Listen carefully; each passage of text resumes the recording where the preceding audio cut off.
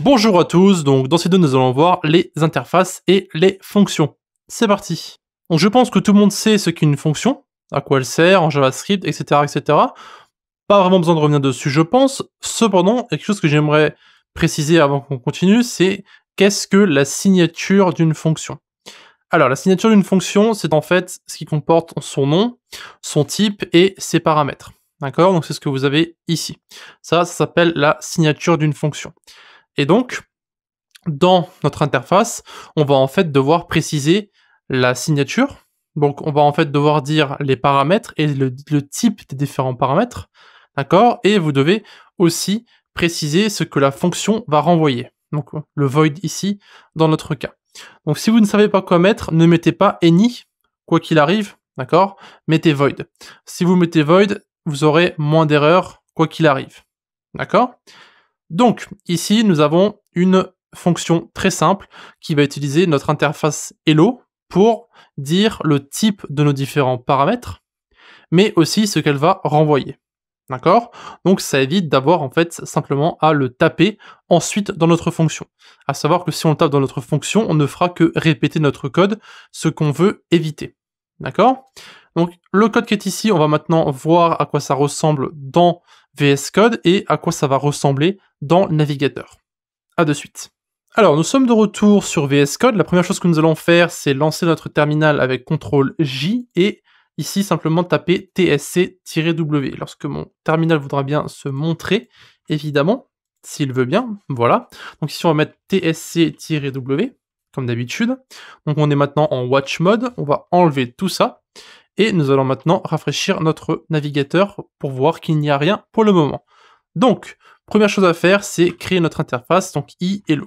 D'accord? À l'intérieur, on va simplement mettre notre signature. Donc, on va mettre ici un paramètre qu'on va appeler name, qui sera donc de type string, et on va mettre simplement un autre type, donc séparé avec une virgule, âge, qui sera celui-ci optionnel, et qui sera de type number. Et ensuite, on renverra simplement un type void de notre fonction. Et donc maintenant, on va pouvoir utiliser justement cette interface pour créer nos différentes fonctions.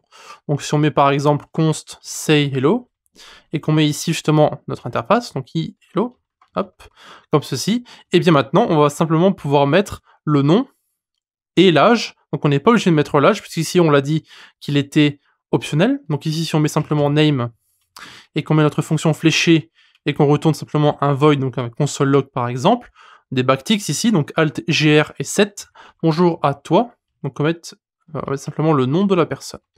Voilà, tout simplement. Et donc ici, on peut simplement appeler say hello, on met le nom de la personne, et ici, ça devrait normalement fonctionner sur notre navigateur. Donc il devrait retourner bonjour à toi, Alexis. Très simple, tout vu. Tout ce qu'on fait ici, c'est simplement appliquer notre interface pour ne pas avoir à spécifier name, pardon, dans ce cas-là, donc le type de name et ce qu'on renvoie. Donc ici, on met notre souris sur name, par exemple, d'accord? Vous pouvez voir qu'ici, nous avons paramètre name string. Alors, il faut savoir que si on enlève tout ça, on aura quand même le type string ici. Et si on met notre souris sur la flèche ici, vous pouvez voir qu'il y a marqué function name string, donc ça c'est notre paramètre, et le type qui est renvoyé, donc ici void. Voilà, donc tout ce que nous avons au-dessus. Et maintenant, si par exemple on ajoute un autre paramètre, donc si je devais remettre ma parenthèse, et qu'on met ici âge, eh bien, ça ne va pas faire d'erreur parce que nous avons bien notre type âge ici sur notre interface. Et donc si on met ici tu as âge en, tout simplement, et qu'on spécifie maintenant à l'intérieur l'âge de la personne, donc si je mets 27, eh bien, ici, si on rafraîchit notre navigateur, on peut voir qu'on a maintenant « Bonjour à toi, Alexis, tu as 27 ans ». Et vu que notre âge ici est optionnel, même si on ne le met pas dans la fonction, ce n'est pas grave, on n'aura pas d'erreur. Voilà. Sauf que, évidemment, lorsqu'on va regarder le navigateur, il y aura marqué ici « Tu as undefined en », parce qu'on n'a pas spécifié là le paramètre âge. D'accord? Cependant, ici, si on enlève maintenant le point d'exclamation, vous pouvez voir que l'âge devient maintenant obligatoire sur notre fonction, et du coup, ici nous avons une erreur, parce qu'il manque justement l'argument pour l'âge qui n'a pas été ajouté. Et du coup, ici, si on met 27 maintenant, vous pouvez voir qu'il n'y a plus d'erreur. Et du coup, ici, on a remarqué « Bonjour à toi Alexis, tu as 27 ans ». Très bien. Tout ça, C'est génial. Donc maintenant, on va simplement remettre le point d'interrogation ici. Et nous allons maintenant tester une autre fonction, donc avec un return cette fois-ci. Donc const best friend égale, donc i et l'autre, pardon, je vais le mettre, ici name, et on return simplement name, comme ceci. Donc ça, c'est une fonction de raccourci qu'on a déjà vue, enfin que vous devriez logiquement avoir vu. Donc ça, je vais mettre à quoi ça correspond. Donc ça correspond simplement à const best friend, i hello, égale name, et après vous avez simplement ici le return name. Voilà, donc en fait, ce que vous avez au-dessus, ça correspond à ça, d'accord? Donc ça, la ligne 9, ça correspond à la ligne 10, 11, 12.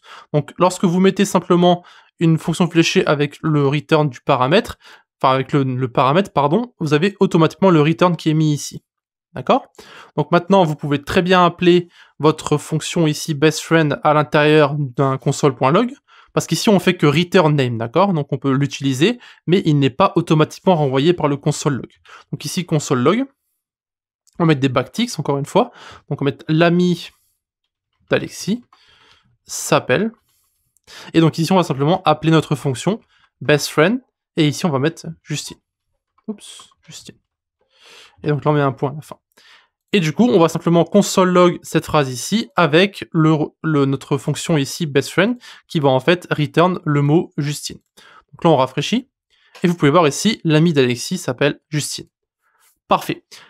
Donc, voilà plutôt comment ça fonctionne pour les fonctions. Très simple. Il faut savoir simplement la syntaxe. Donc simplement entre parenthèses, vous pouvez ajouter autant d'arguments que vous voulez. Vous pouvez mettre autant d'arguments optionnels que vous voulez. TypeScript ne vous fera pas la guerre si vous mettez ici, comme on a vu, en option l'âge. Par contre, si vous enlevez ici le point d'interrogation, on a vu qu'il nous met une erreur. Voilà. Et comme vous le savez, avec notre tsconfig.json que nous avons créé il y a quelques vidéos, eh bien, lorsqu'on a une erreur, le fichier n'est pas compilé en JavaScript. Voilà.